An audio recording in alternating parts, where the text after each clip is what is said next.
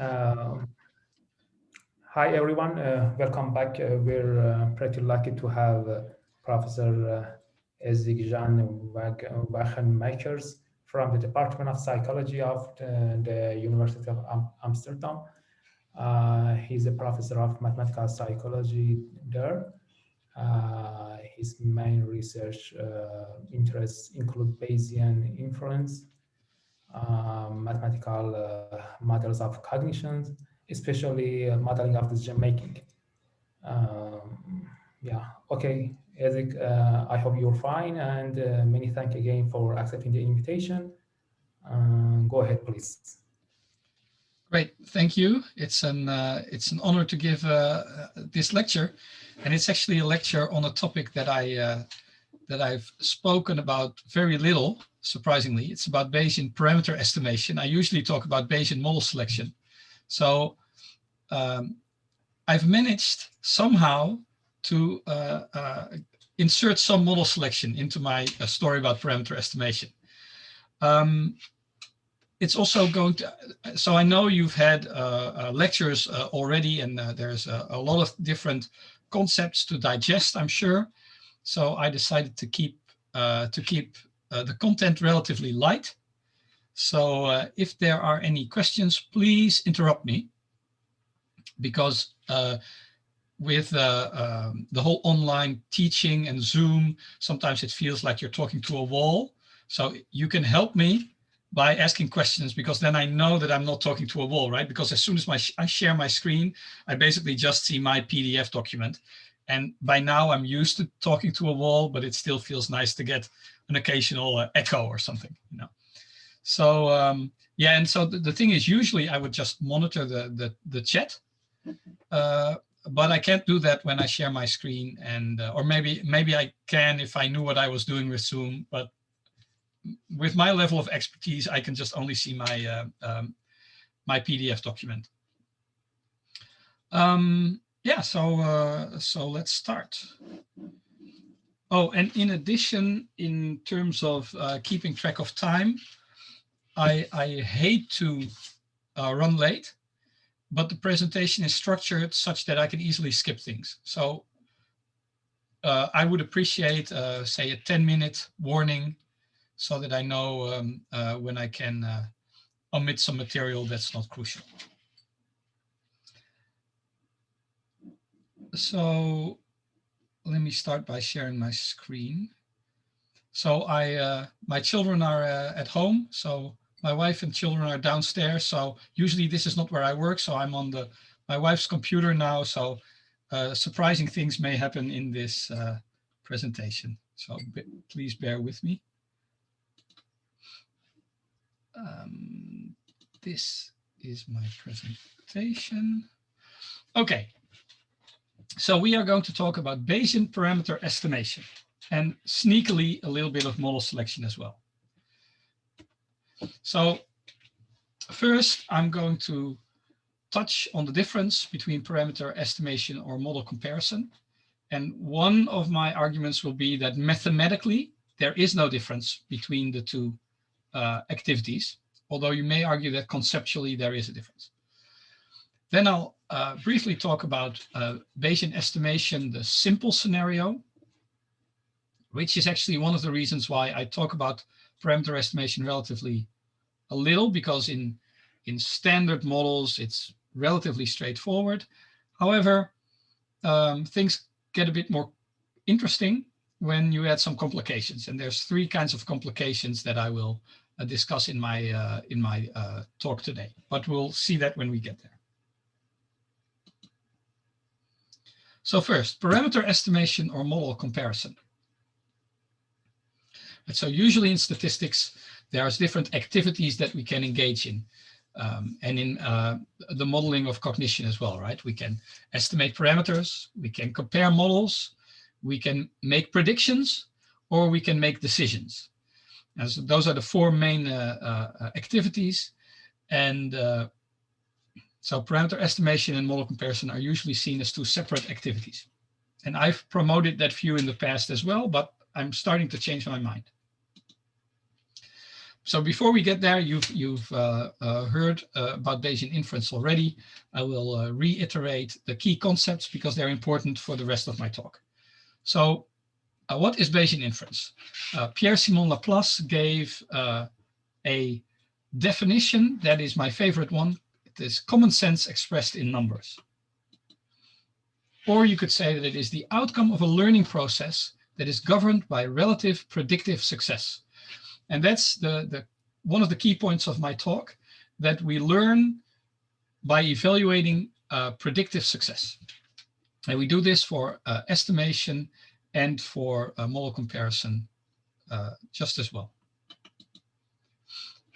So if you want to get an intuition for how this works in the context of dinosaurs, this is a book I recently did, Bayesian Thinking for Toddlers, and it is meant for toddlers. So it's about dinosaurs and cookies, and it looks very simple, but underneath there's some deep concepts that are discussed here. So it's freely available at the URL over here.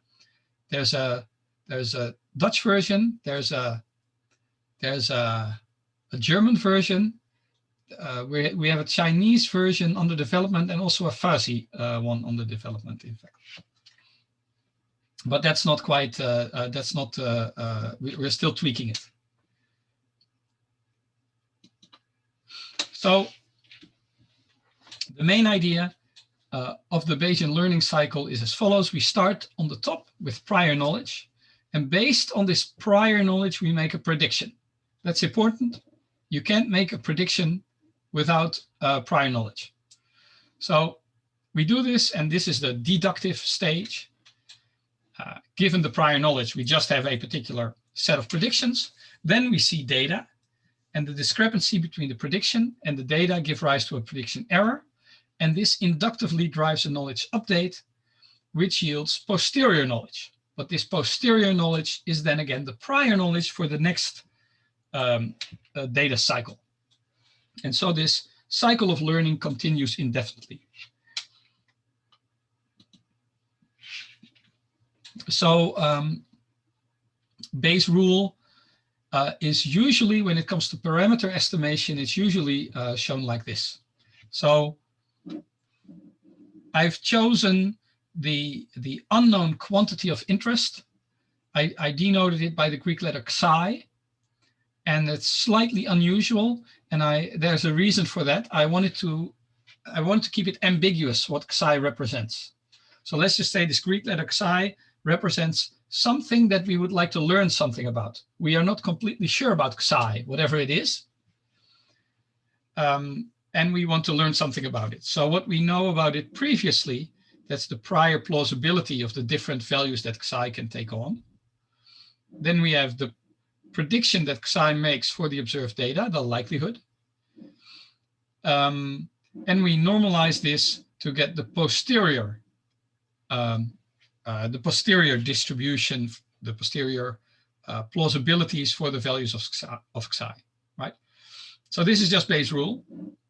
And usually this is this normalizing constant, the probability of the observed data.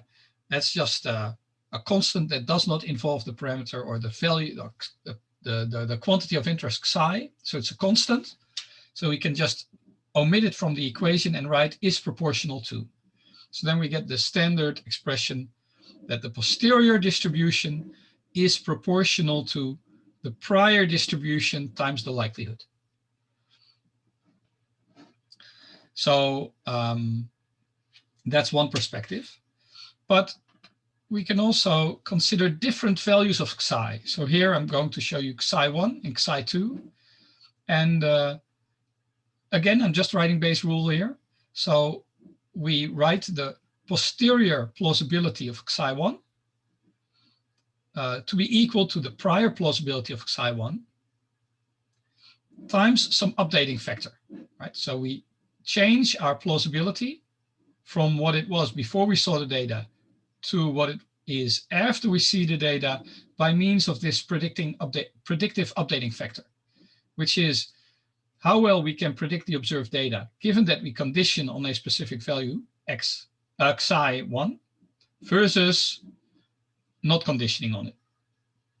And we do the same thing for Xi2. So these are just our standard Bayes rule updating formulas for Xi1 and Xi2. But then we can compare Xi1 and Xi2.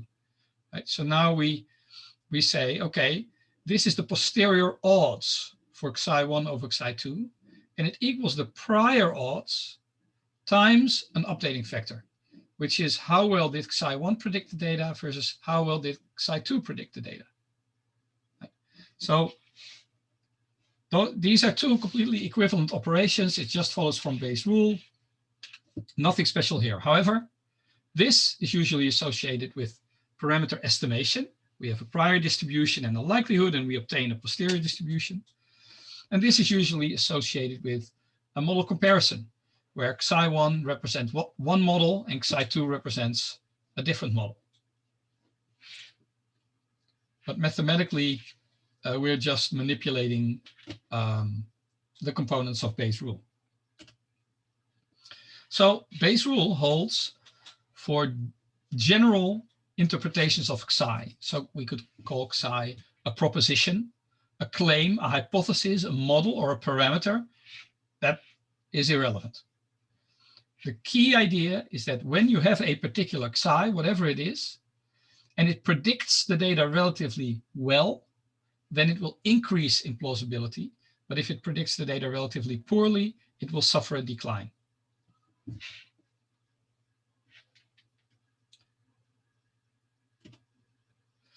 So then we can zoom in a bit more on the difference between estimation or testing. So in estimation, this unknown quantity Xi usually represents a continuous parameter. And I'll show you an example a little later.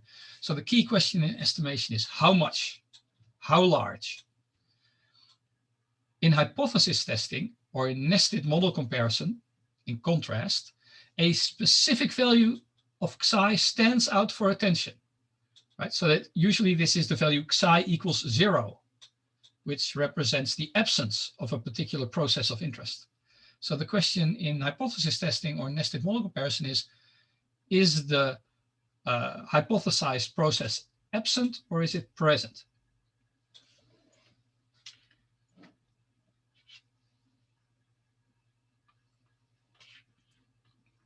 But mathematically, the operations are identical. So the difference is more in how you set up the problem to begin with. Do you assign separate value, separate plausibility to a specific value of Xi?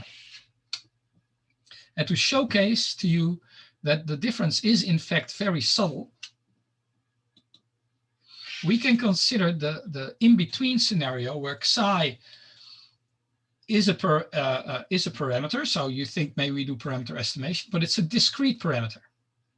So in the example that I will discuss, the discrete parameter represents how many genes are necessary so that a particular transplant is successful in a species of mice. Right? So the number of genes that are needed for the transplant to be successful, and this is discussed in this paper by Quentin Gronau and myself. So if you want to read more about it, you can go to this paper. But this is the example. So K represents the number of genes that may be relevant for this transplant, and it's a discrete parameter because it ranges from 1 to 2 to 3 to 5 to very many. So we can have a prior distribution for the number of genes that are relevant, and here you see the posterior distribution. We took an example from the published literature. But now you can wonder, is this parameter estimation or is it model comparison? Right? On the one hand, you think, okay, I had a prior distribution, I have a posterior distribution, feels like parameter estimation. On the other hand, you have a particular probability for the model that there are 3 genes that are relevant, and you can compare that to the posterior probability for a different hypothesis, namely that there are 8 genes that are relevant. Right? And now it suddenly feels very much like hypothesis testing. So what is it? Well, at this point, I think it's purely semantics, what you want to call it. Right? So this is exactly the in-between case that, that demonstrates that the distinction is difficult to make. Okay.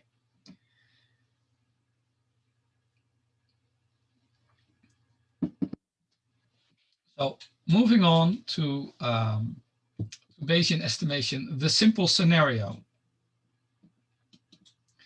So in straightforward estimation problems, the Bayesian approach is computationally straightforward, but conceptually rich. So I'll give you an example to highlight the conceptual richness of the Bayesian inference. But before I do so, I want to show you something about it being conceptually straightforward. So it's particularly conceptually straightforward when the prior distribution is in the same family as the posterior distribution. Laura, I'm not sure whether you talked about conjugacy, that the prior distribution is in the same family as the posterior distribution. Only very briefly. Yeah, well, probably longer than I will talk about it, because that's all I'm going to say about it. That is very straightforward when you have a prior and a posterior distribution that are in the same family, because you don't have to do any mathematics. You can just do your updating by adjusting the parameters of your distribution. And so I would like to show you some of, throughout this presentation actually, some of the functionality of the JASP program that I've been working on with a large team of people. So you can download the program at jaspstats.org. And the goal of JASP was to remove obstacles that are in researchers' way when they want to execute a Bayesian analysis. So you can think of it as a SPSS, but then with Bayes, and the bad elements removed and replaced with good elements. So we offer both classical and Bayesian tools, and I think that nowadays JASP is probably more used for classical tools, because, you know, when you want to teach your students and everybody is sitting at home because of Corona, you want a program that is free, basically, and that doesn't require costly licenses. And well, so to the right, there's this is outdated, but there's the same number of people working on the program as before. So we're still developing it at a very quick rate. So do check it out. And what I will demonstrate to you very briefly, we will work with it more later, but very briefly is our Learn Bayes module. So I could talk you through this screenshot, but I'll just show you how it works in JASP. So I'll exit this presentation and I'll start JASP. Can all of you see the JASP screen? Yes. Great. So usually you would start by opening a data file, but in this case, I will just, I will just go to the Learn Bayes module and activate it. It has now become available on the ribbon, and I will select binomial estimation. And so here we can enter we can either select a variable, but we haven't opened any data file, so that's not possible. We could enter a sequence of values, or we can just specify counts. So a sequence of values you would enter for a sequential analysis, right? Where you can see how the learning process unfolds as the data come in. But here we're just going to enter a specific number of counts. So I believe in the screenshot it was 10 and 5. And very accurately, you can see that nothing happens whatsoever. And that is entirely correct, because data are useless without a model. So we need to specify a model. We do this by the plus sign. And the default model, we're going to change that. The default model has a spike at 0.5. So that means that all your prior belief is that this binomial parameter theta is 0.5 exactly. So that is the prior. It's also the posterior. So that's the drawback of using spikes, is you cannot learn anything. It's an absolute belief. So it's more interesting to choose a beta distribution. And here I'm choosing a flat beta distribution with parameters 1 and 1.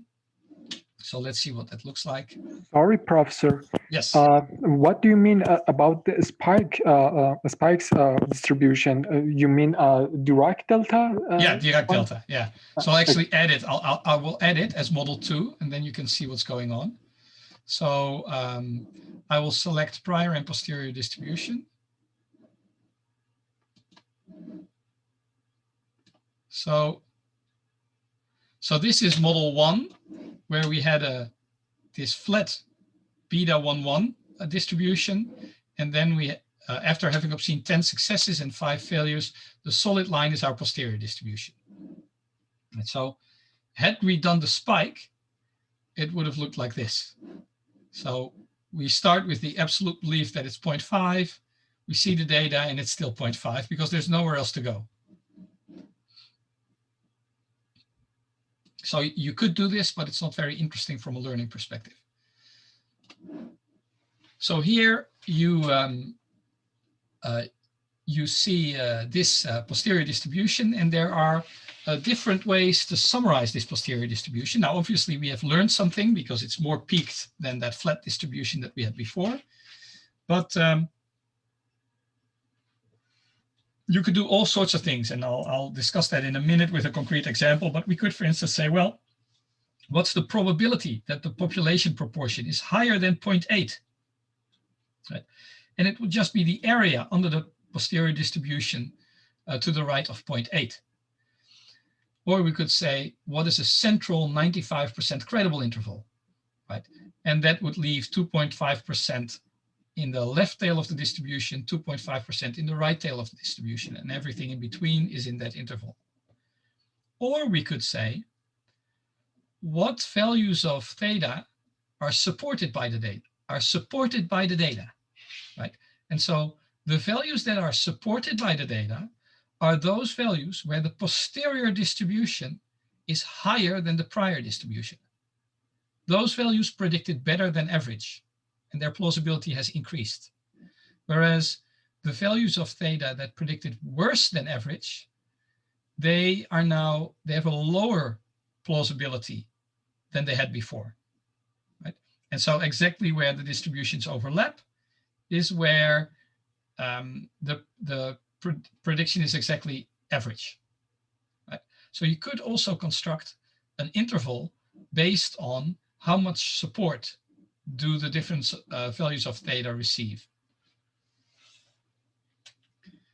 But I'm not going to talk about that here.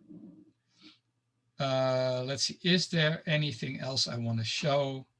Well, you know, you could do all kinds of things. So here I show prior and posterior distribution. There's also predictive distributions. Here I'm showing just the, actually, let me just remove this spike model. So here you just have the posterior distribution, but then you can do point estimates and intervals, and you can show the mean, or you can show the median, et cetera, right? So we try to create this tool that would make it relatively straightforward to teach people Bayesian estimation. So we'll return to JASP. This is not a presentation on JASP, it's a presentation on parameter estimation. So we'll return to it later though.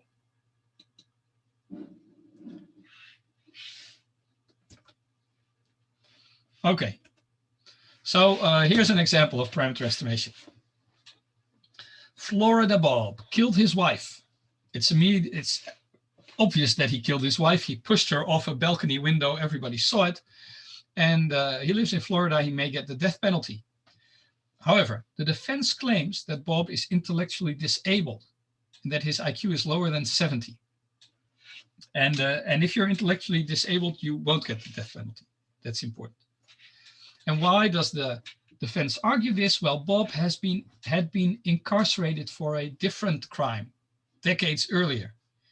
And the jail he went to, as many jails do, have an entry level group administered IQ test. So you enter the facility, and together with all the other mates that enter the facility at that day, you do an IQ test, and this is where Bob scored lower than 70. So the prosecution argues that this test underestimates Bob's true IQ.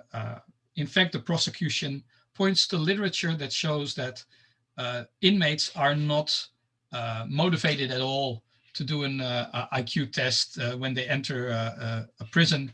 And there's also a lot of tension, everything is new. So when you test them again under much better circumstances and individually, the mean IQ of that group of people who scored lower than 70 is actually 75. So they go back and forth, and then the judge orders 3 new IQ tests. Now, the flaw in this story is that Bob will absolutely not be motivated to do well on these new IQ tests, since if he does well, he will be executed. But we'll ignore that, and we may pretend that maybe these IQ tests were done in the past, and the judge orders them to be found or something. Anyway, for our story, what matters is that the resulting scores of those 3 new IQ tests are 73, 67, and 79. What can we now conclude? Should the judge order Bob to be executed or not to be executed? So we've already discussed that the literature shows that as a group, inmates classified as intellectually disabled actually have an IQ with a mean of approximately mean of 75 and a standard deviation of 12. And we will use that knowledge to quantify our uncertainty about Bob's IQ. And this is what that looks like. So this is our prior distribution for Bob's IQ. Then we see 3 scores, and the solid line is the posterior distribution for Bob's IQ. So we can now address a series of questions about these distributions. We can interrogate them in several different ways. So for instance, area A is the mass under the prior distribution lower than 70. So this means that it is the prior probability that Bob's IQ is lower than 70. Area B is the same thing, but now in the posterior distribution. And I believe that it is actually about 20% area B. So that means, as a statistician, if you had to report a single value to the judge, this is the value that you would report, that the probability that Bob's IQ is lower than 70 after you see the data is 20%. Value C is the single most likely value for Bob's IQ, and it's about 73. So it's actually not that much higher than 70. And if you look at the difference in the heights, you see that the most likely point is only 1.5 times more likely than the value at an IQ of 70. And then we have the last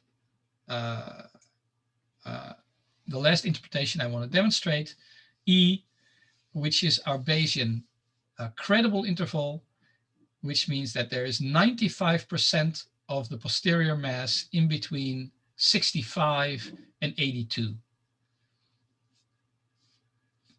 So you can be 95% confident that the true value is between those 2 bounds, between those 2 specific numbers.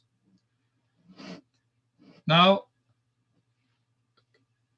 you may think that this is all kind of obvious, except, of course, that none of these interpretations, neither A, B, C, D, or E, are possible in a standard frequentist framework. All of this stuff is purely Bayes, purely Bayesian statistics. So I've that's just what I, this text is just what I already said. And if you want to read more about it, it's detailed in this paper, Bayesian Benefits for the Pragmatic Researcher. So I'm going to show that in the one of the next slides, but this is actually an example of estimation. Right? And why is this estimation? There is not a single value for Bob's IQ that stands out as being deserving of special attention. You may argue that 70 is a value that warrants special attention, right? But that is from legal considerations. There's no reason to assume that Bob's IQ would be exactly 70, right? So we are just interested in measuring Bob's IQ. How big is it, right? It's basically how large is it? That's basically what we're interested in. Not does it exist. So if you want to learn more about the difference between the frequentist and the Bayesian perspective on confidence and credible intervals, uncertainty intervals in general, I recommend this paper by Richard Morey, The Fallacy of Placing Confidence in Confidence Intervals. And there's a whole presentation to be given about that, but we do not have time to do so. So another remark that I want to make is that when we talk about the Bayesian estimate, it is important to note that it is not the posterior mean or the posterior median or the posterior mode. The Bayesian estimate is the entire posterior distribution. We may summarize that distribution using, say, a mean, a median, or a mode, and some interval. But what we have as an estimate is the entire posterior distribution. So sometimes it's not, you lose very little information when you summarize it with a few numbers. But sometimes you are in danger of losing information. So it's always a good idea to inspect the posterior distributions before you summarize them. For instance, if they're highly skewed, then the mean would be a poor, would poorly represent or capture the posterior distribution. And we went over remark 3 already. So on to the various complications in Bayesian estimation. Are there any questions so far?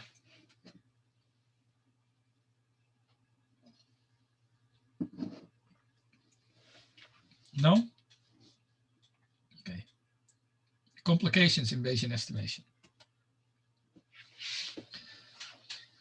So in Bayesian estimation, we often have related units. So for instance, in cognitive psychology, you do not just have one participant or one stimulus, you have multiple participants and multiple stimuli. You often also have background knowledge. We already discussed background knowledge a little bit when the case of Bob came up. But in cognitive psychology and in mathematical modeling, we often also have a lot of background knowledge. And then there could also be different rival models in play. And when we want to estimate parameters, which model should we then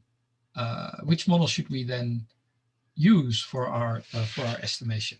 Should we even choose? And as I'll show you later, the complete Bayesian solution, the formal Bayesian solution, is not to choose.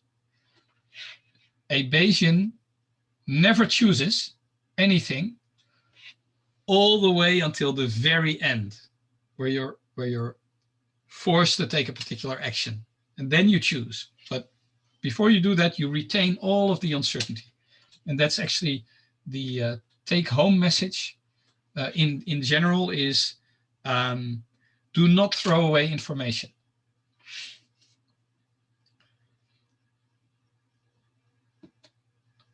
So first, I'm going to talk about the presence of related units. And this is basically comes down to a large part to hierarchical parameter estimation. And I do hope that you covered this, Laura. Am I correct? No, actually, I'm sorry. Okay, well. Yeah, it was quite packed to, yeah. Okay, well, then that's also good, because then I can, this will maybe be of more interest. Because I do think that hierarchical estimation is very important in cognitive psychology, especially. So I'll discuss this in the context of a specific example, the 10 teachers. So let's say we have 10 teachers and they compete for a prize, doesn't matter how much it is, for the and the prize is for who is the best teacher. And what is going to be looked at are judgments by students, and the students can basically indicate who they felt was their best teacher. And if you score a lot of if a lot of students from your class think that you are the best teacher, then you have a high probability of competing for the award. So there are some immediate problems though. Some teachers have large classes and some have very small classes. So how should we now give out this award? Right, so it is tempting to just say, well, the most votes. If you get the most votes, you get the award. But clearly that biases you towards teachers who happen to teach large classes. And in fact, I'm reminded of a website in the Netherlands from a very, very popular bank that got the award for best website. And at the time, it was a horrible website. But they did have 7 million people who went to that bank to that website to do their business. And if a very small proportion says this is the best site, then you still win the award, right? They would also have one worse website, right? Because it's just, yeah, you have large classes, you get many responses. So clearly we cannot look at just the number of votes. That's a bad idea. The other idea that comes to mind immediately is to say, well, let's look at the proportion, right? So if you have, if say 10% of students in your class think that you are the best teacher, and then for somebody else it's 20%, then 20% is better than 10%. But that also runs into a problem, because what if you have a teacher who teaches a class of 2 students, and both students say this is the best teacher? Now you have a score of 100%. It still feels wrong to give the teacher this award, right? Because you realize that this may not be a very reliable estimate. And so in fact, this problem is the same as what you encounter in your daily life when you go to a website and you want to see ratings for particular products or hotels, books. Doesn't matter, because there will be ratings, right? People will have given a certain average number of stars, but then sometimes you will see many people have given ratings and sometimes few. And I think automatically people do some kind of weighing, right? So if you plan to go somewhere and you see that there's a hotel that has gotten very high ratings, but only 3 people gave it very high ratings, then this is more of a bet, more of a guess than if the rating were slightly lower, but a lot of people would have given that rating. So that's the intuition. And if you go online and you look for how this problem could be solved, you see a lot of solutions that I think miss the point and are incorrect. And the funny thing is, it took me actually, so I was struggling with this problem at some point. And the solution to this problem is hierarchical modeling. And I had promoted hierarchical modeling for years, right? And then I was confronted with this situation, and it took me a long time before it finally dawned on me, like, this is just a case of hierarchical modeling. So here we go. So first, these are the data.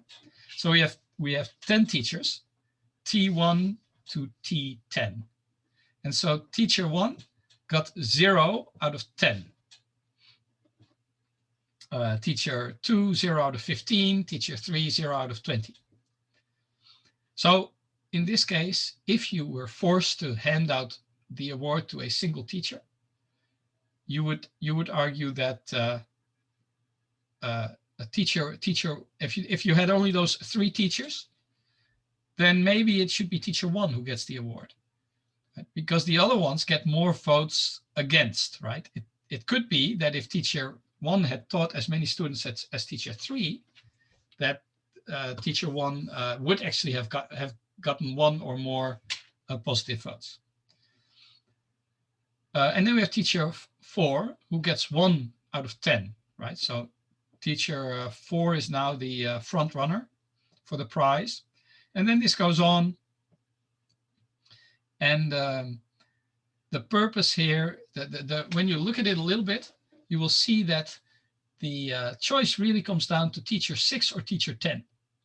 Teacher 6 got 2 out of 3, which is a very high proportion compared to the rest. But teacher 10 got 10 out of 40. So the proportion is lower, but it's more reliable. So who should we give the prize?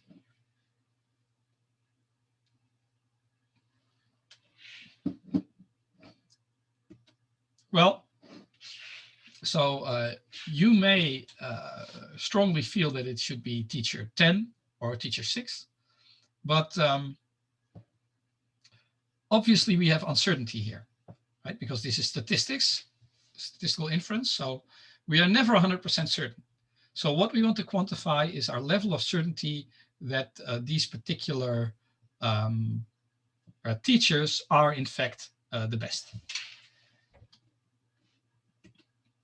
So what we could do is we could estimate each teacher's popularity separately. So we could use a simple binomial model where we would assume that each teacher, maybe you would start with a flat distribution. Every value of the teacher's popularity is equally likely a priori. And then you would see a certain number of hits or successes or votes out of a total of n. And then you would just look at the posterior distribution for theta. This is possible. And this is what many people propose to do. And then you would have to find some way to rank those posterior distribution, maybe by their mean or their median.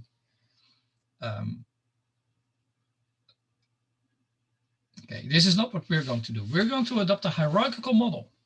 So we are going to assume that the teachers are not completely different from one another. Their popularities are drawn from an overarching group level distribution.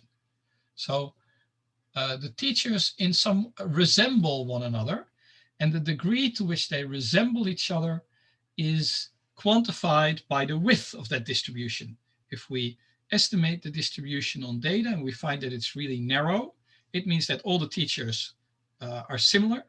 If it's very wide, it means that the teachers differ a lot in their popularity. So we're going to explore the resulting graphical model and associated JASP syntax now. Laura, did you cover MCMC and probabilistic modeling through stuff like JASP? So I was focusing on STAN. Okay. And we did, basically just Bayesian binomial and a little bit of regression models. Okay, but so I did mention a little bit of sampling and. Okay, cool. Okay, so you know, you have different dialects in probabilistic graphical modeling. One dialect is STAN, which is very popular right now, but you also have BUGS, which is kind of the grandfather program, and JASP. And so we'll use JASP. And I'll first show you the model. So this was the model for a single teacher, right, who has popularity theta sub I. Theta is something we do not know, the teacher's popularity. But we do know, this is why it's shaded. This is my way of shading nodes. We do know the total number of students and the number of votes that this teacher got. Right?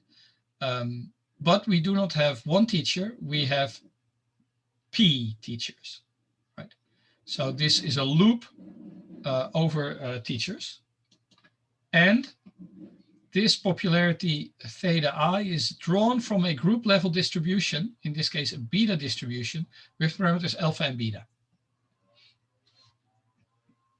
Now, the alpha and beta parameterization is a bit awkward, because what you would really like is to have a distribution that has a mean and a precision, or a variance, and then you assign separate priors to the mean and the precision, right? Then you have an idea of you know, how popular the teachers are as a group and how variable the teachers are from one another.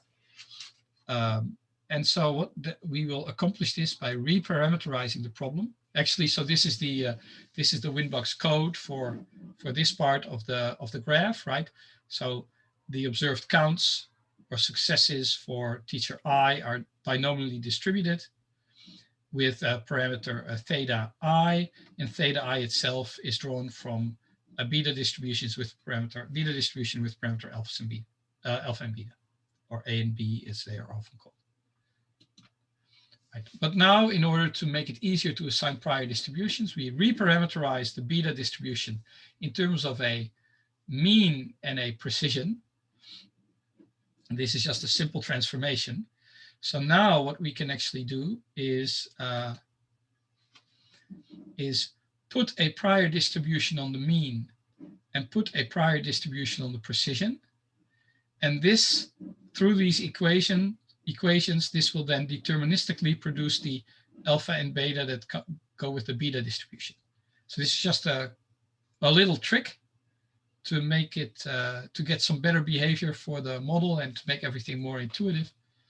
But it doesn't matter from a conceptual perspective. The thing that matters is the teachers' popularities are not completely independent. If we learn something about the popularity of teachers 1, 2, 3, 4, 5, and 6, we also know something about teacher 7. Teacher 7 is probably similar to the other 6 teachers that we've seen before. And this is what the hierarchical model accomplishes. And this is that code. You see that we have assigned prior distributions to the group level parameters. And the alpha and beta parameters of the beta distributions are deterministic functions of those means and precisions. Okay, so one thing we can then do is inspect each teacher's popularity parameter theta. So I'm going to show you how to do this in JASP.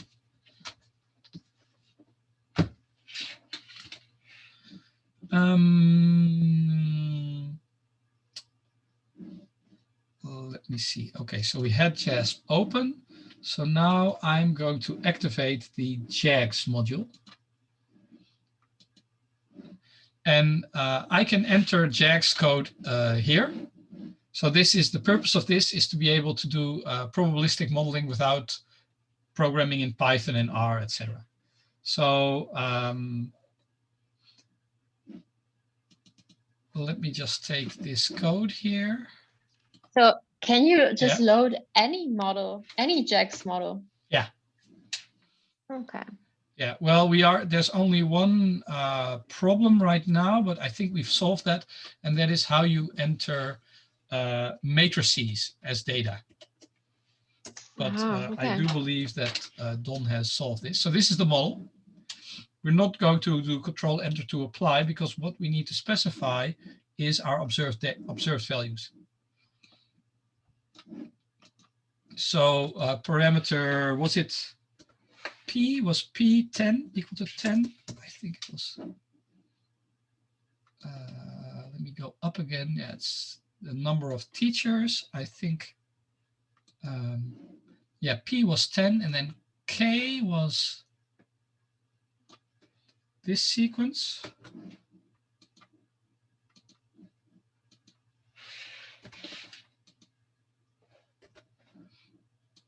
And then we had sample size. It should actually be small letter n, because that's recurs in the code over here, right? Small letter n, otherwise you'll get an error message. Oh,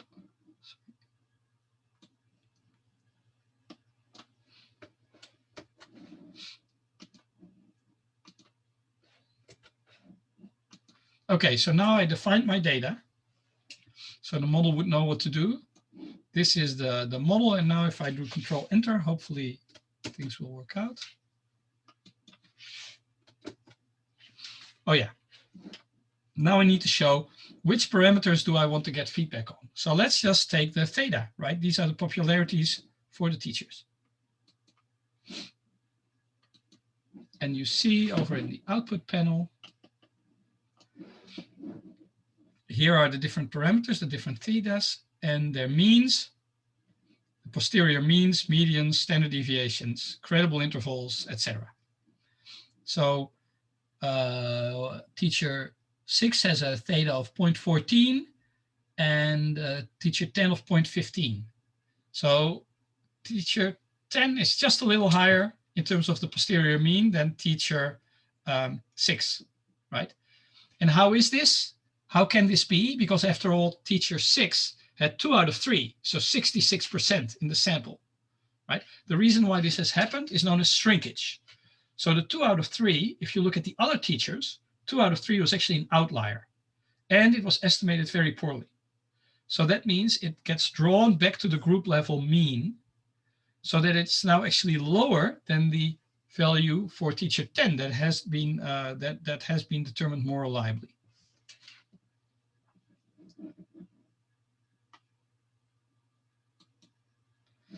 So other things we could do is in terms of plots, we could, for instance, show show densities for the thetas, right? So these are here.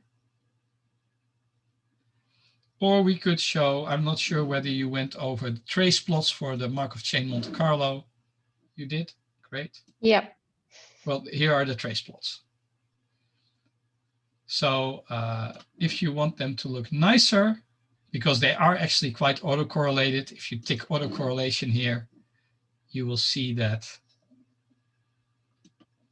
You will see that. Right. You will see that there's quite high autocorrelation still. And you can go to, if you wanted to, you could go to advanced settings, and there you could set your burn-in, your thinning, the number of chains, etc., right? So it's pretty cool stuff. You can do all kinds of things. But we haven't answered our key question.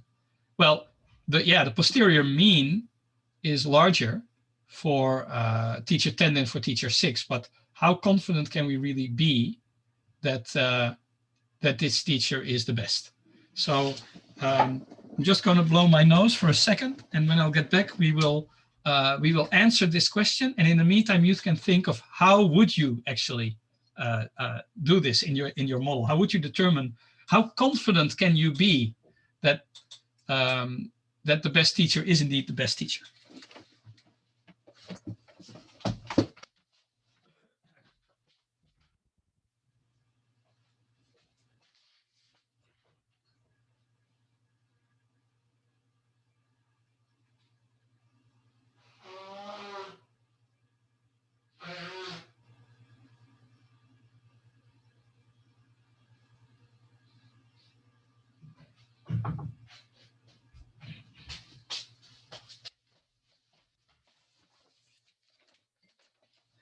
Okay, so what you can do is on every MCMC iteration, you can look at the ordering of the theta values, the popularities, and you can rank them.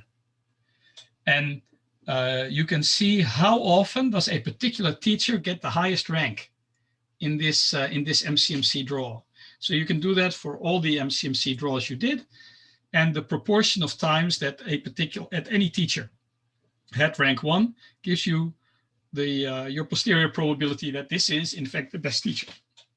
So we need to update our code. So let me just remove all these figures.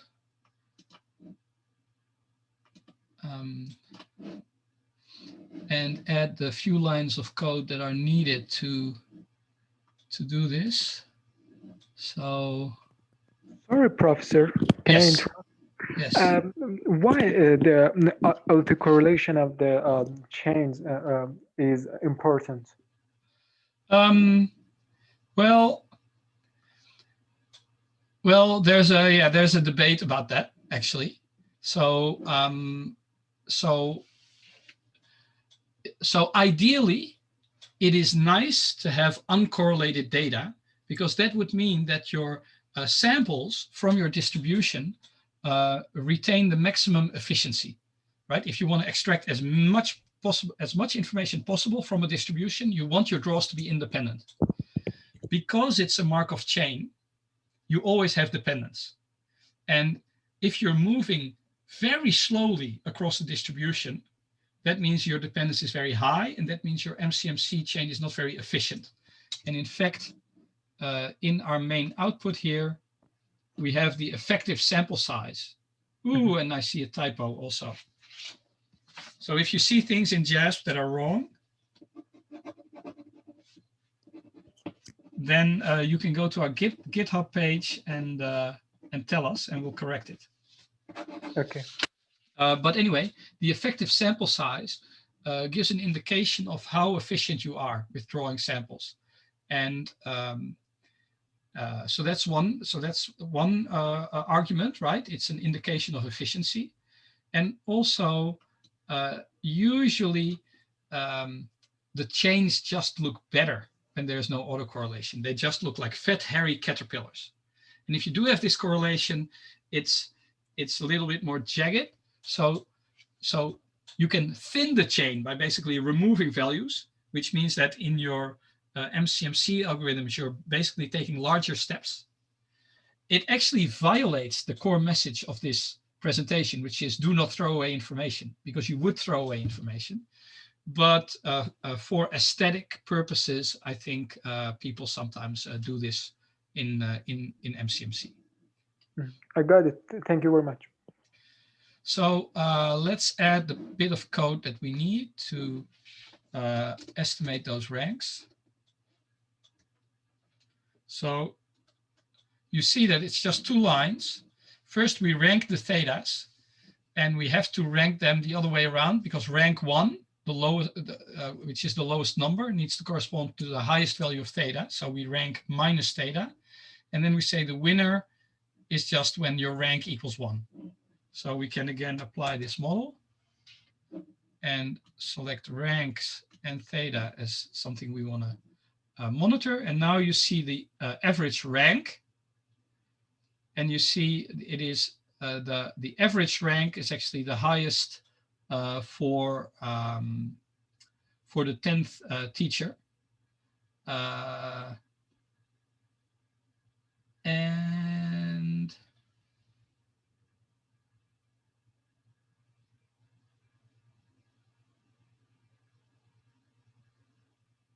I actually wanted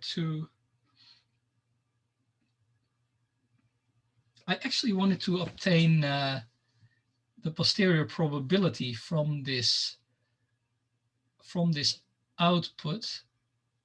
Oh, winner, of course, I need to, good. Winner that's what I'm interested in. So we have the ranks, but ultimately we want to see how often is somebody the winner, and that's all the way down here. Actually, let me just remove these other 2. So winner. Okay, so out of those MCMC draws, in over 30%, almost 33% of the cases, teacher 10 comes out the winner.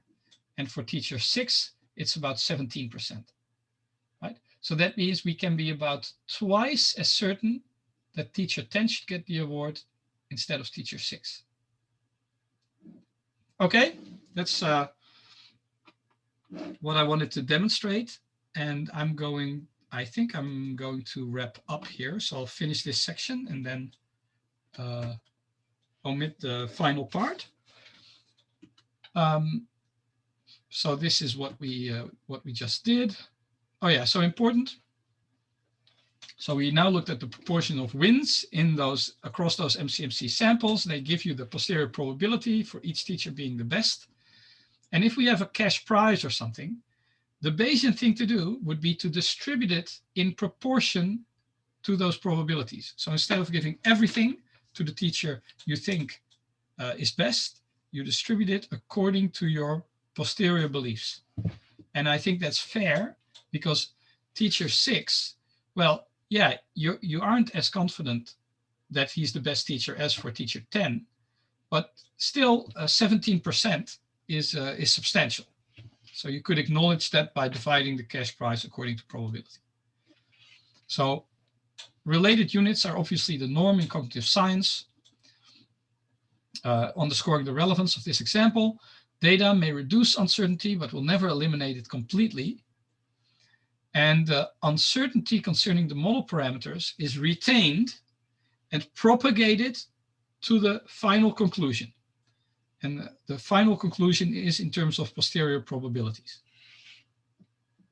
So if you want to read more about it, there's a book that I did with Michael Lee, Bayesian Cognitive Modeling, a practical course. And there's a paper together with Rich Schifrin, also Michael Lee, and Woo-Jae Kim that also deals with hierarchical Bayesian methods. And of course, there's books by Andrew Gelman, and hierarchical modeling is all the rage right now, and for good reasons, I think. And so I had a third section, but I'm going to skip that section, and I'm just going to say, it's such a nice section, but I'm going to skip it in the interest of time. And I will point you, however, to this paper that was just accepted for publication, a cautionary note on estimating effect size that highlights that if you want to estimate a parameter, that it may be wise to take into account the rival model that says that the effect size is 0. Usually when people estimate effect sizes, they pretend, oh, the effect is present, and now I'm going to see how strong it is. But if you take away that, if you also take into account the hypothesis that the effect may be entirely absent, you basically shrink your estimate in the direction of 0, avoiding overconfidence. And I think with that general statement, I want to wrap up because I've been talking for quite a long time already. And I will make the presentation available online so you can view it again, and also the parts that I didn't discuss, should you like to do so. But the take-home message is do not throw away information. And that's it. Thank you very much. And I guess, yeah, I spoke for too long, but it's not excessive, I think. So maybe there's some time for questions. Let me stop sharing. Yeah, there we go. Many thanks for your great presentation. It was very interesting. We really appreciate it. Everyone, any questions? There is one question in chat. Oh, the two papers. Which were those two papers? I think it's best if I just send my presentation, and then it could be sent to the participants. Otherwise, yeah, it's a good idea. Yeah, I'll just send you the presentation, and you can put it wherever you want to put it. And there is a link also to the to your book in my useful links, so that you would find. You may even have attended a course. I have using that book. Yeah. Yeah. Yeah. It's still one of the things I did that I'm most proud of, together with Michael Lee, and we hope to do version 2 of that book. Not quite volume, a second volume, but a completely different book. Because, you know, over time you want to do things differently, and I think it's going to happen. But Corona did slow us down quite substantially. It was a great course, by the way. Thank you. Yeah. Well, it's a lot of fun actually teaching it. And I often tell people that when I first was confronted with Bayesian modeling, it's easy to get a little lost in the concepts, and you like certain concepts, etc. But when you actually program stuff yourself and you do it yourself and you see the results, that's when you really gain some control over the material and it starts to come alive even more. And nowadays when I see almost anything, like we were watching, my wife and I, we were watching season 12 of MasterChef Australia, Back to Win. And there was this claim that was made at some point. People were at every stage, one person drops out, right? And then you go to the final and then you have a winner. And at some point early on, one of the presenters said to the people, said, if you win this, now you have a really high probability of winning the entire thing, because in previous years, 6 out of 11 times was the person who won this particular competition won the entire thing, right? And so immediately you start thinking like, how can I actually test this? And it's easy to write a small program and get an answer really quick that you just can't get that answer by intuition.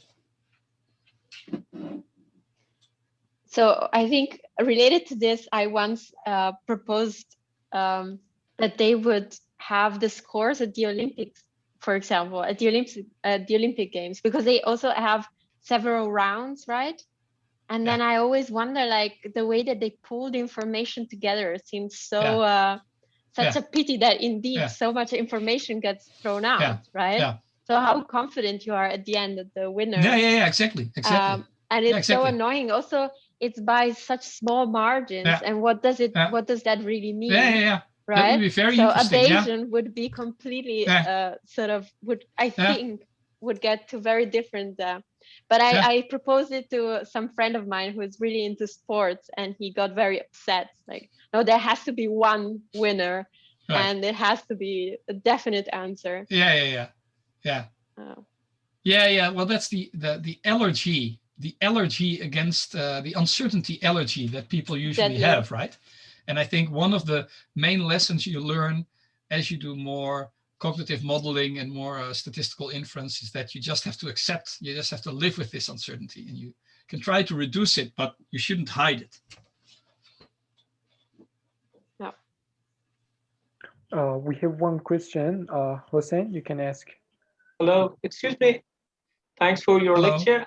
And I have a question about the JASP. Right now, I have downloaded your program and installed, and I have a question about how to work with, for example, I-active distribution graph for the program, and have some options in. I need to fill in the blanks to start it. For example, in normal section, we have some data we have to write here, but my question is here. To generate and display data, it's necessary to write a program using a Python or another program, or we can directly take or extract data from the program in here. Yeah, so that's actually, okay, let me just briefly share my screen because I like this, I like to demonstrate this.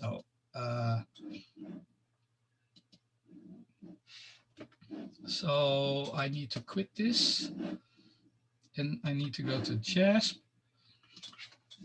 So the question was about our distribution toolkit. For example, just I made it active just for example, a normal distribution, for example. Yeah.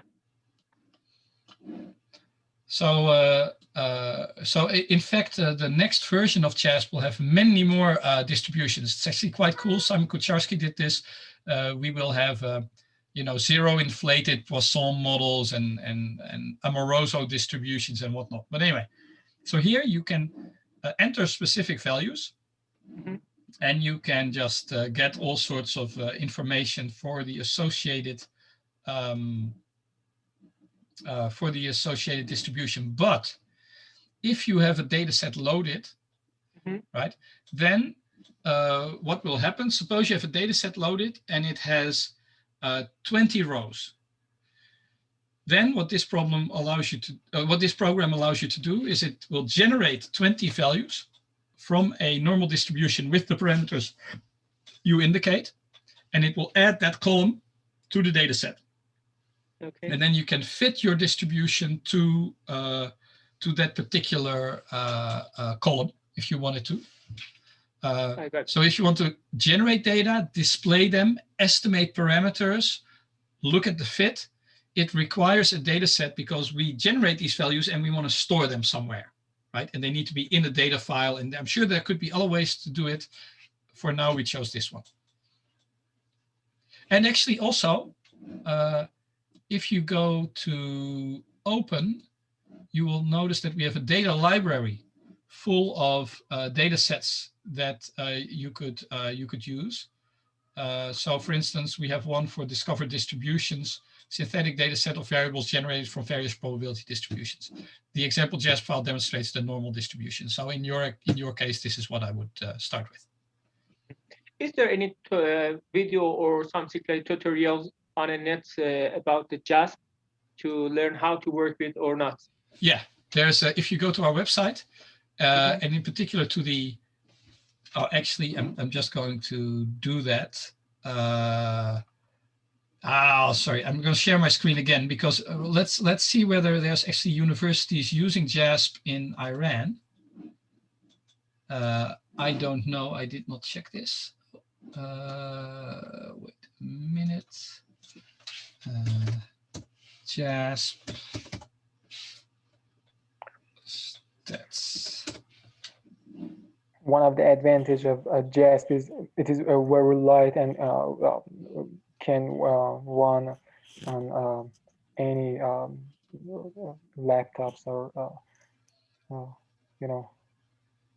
any systems, any device with poor computational resources.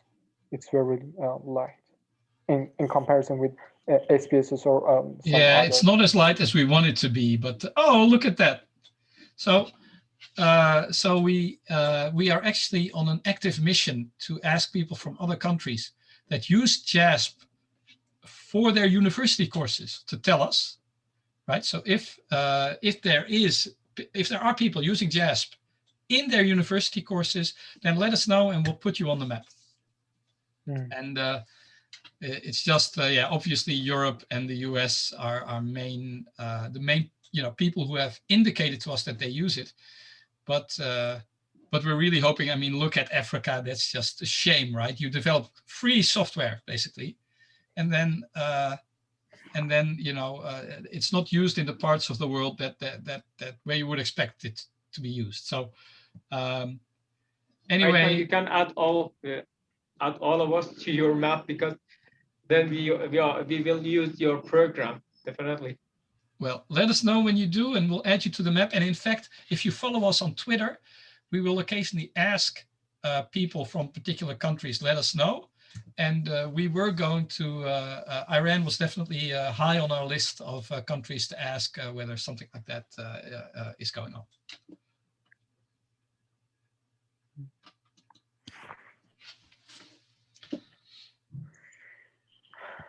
Okay. Okay, other questions? Yeah, I have a question. Hello? Yes. Thank you for the lecture. Excuse me? Thank you for your lecture. Oh, thank you. I have a general questions. What is the difference between cognitive architectures and cognitive modeling? Yeah, that's funny. So a cognitive architecture, the way I understand it, right? The way I understand cognitive architecture, it's something like ACT-R or SOAR, where you basically, in essence, these architectures try to address the challenge that was put forward by Newell in his paper, You Can't Play 20 Questions with Nature and Win. So that the idea was like, if we address isolated phenomena, We can model those, but we will never learn anything about the big picture. So these architectures try to basically model the entire human mind, as it were. So they are extremely ambitious. But unfortunately, with that, the ambition and the need to be flexible, because you need to be able to do a lot of different things, also comes the challenge in how do you actually even fit parameters for these models, right? And that is, I think it can be done within particular contexts, but it's not easy because you often don't even have a likelihood. So then you need to use modern methods, likelihood-free methods, where you basically construct this likelihood by simulations. And it can be done, but I remember giving a talk at a conference about these architectures, and I had some procedure, and I said, all you need to do to evaluate these architectures is they have to make predictions. And then everybody started to laugh because that is ridiculous. Of course, they don't make predictions. And then I thought, oh yeah, there's actually quite a large divide between, you know, the more statistically oriented people who think, oh, it's so, of course you have a likelihood, of course you make predictions, and the reality of the cognitive architectures. But it would be great to bring those fields together more closely, because clearly the architectures have, like conceptually, they're awesome. But yeah, there's a lot of flexibility that you somehow need to get under control. And a cognitive model is just something that does have a clear, yeah, it's just, the ambition is much smaller, like a diffusion model, models for reinforcement learning that Jerome Busemeyer will no doubt talk about. They are very targeted. And that's why you can do all sorts of statistical things with them. Thank you very much. I think we have another question from one of the participants in the chat.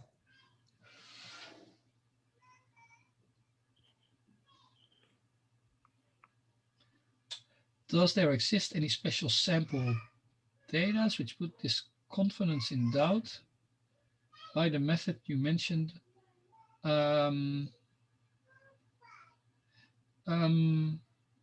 Well, I'm going to interpret that liberally and say that in general, in the Bayesian framework, you specify your model and your prior distributions, and then what you get out is your posterior distribution.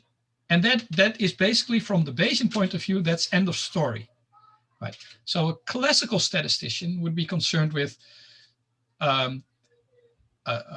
is it close to the truth, right? And a frequentist statistician may show a Bayesian statistician, if you use this Bayesian method repeatedly with this prior, right? You could be wrong, and it would take you a long time to learn this, etc., etc. From a Bayesian perspective, all of that is irrelevant. I have my prior beliefs, but once I have those and the data come in, I get a posterior distribution, and that is it. So to evaluate a Bayesian procedure by how close it is to the truth or something is from a purely Bayesian point of view is a bit strange. All you need to do in order to evaluate a Bayesian procedure is, did I implement it correctly? And if you've implemented it correctly, it is then a good Bayesian procedure, in the sense that, you know, it adheres to Bayes' rule, everything follows from start to finish. So it's almost like when you compare it to logic, pure logic, the progression from prior to posterior, that's pure, that is logic, right? So you could do a logical problem and you could say, well, this is a correct conclusion, right? It doesn't mean that it's a sensible conclusion, because how sensible your conclusion is depends on your starting assumptions, right? And it's exactly the same in the Bayesian framework. If your starting assumptions are strange, then your conclusions may also be strange. So yeah, and actually, so with respect to the data sets and this, so another data set that I had to think about, because Laura mentioned the Olympics. What they also do in the Olympics, they often mention the number of medals that a country has won per capita, right? But obviously, some countries are very small, right? So or you have a very low number of citizens. So if one of them just happens to win the medal, then they immediately shoot up in the rankings, right? But like Iceland. Yeah, it's always a good example. Exactly. Yeah, and so yeah, there was one with athletics. There was this one person who won a medal in some, and there were almost nobody was living there. So should you then conclude that this country is great for athletics? Well, no, right? And the problem is you should have done a hierarchical model, because that would have recognized that this one person from this small country is an outlier, a very, yeah, so it needs to be shrunk towards the group mean. And so this procedure that I outlined is very general, and yeah, you could use it anywhere. And actually also within the Olympics, as Laura mentioned, with the scoring, that would also be a really nice application of it.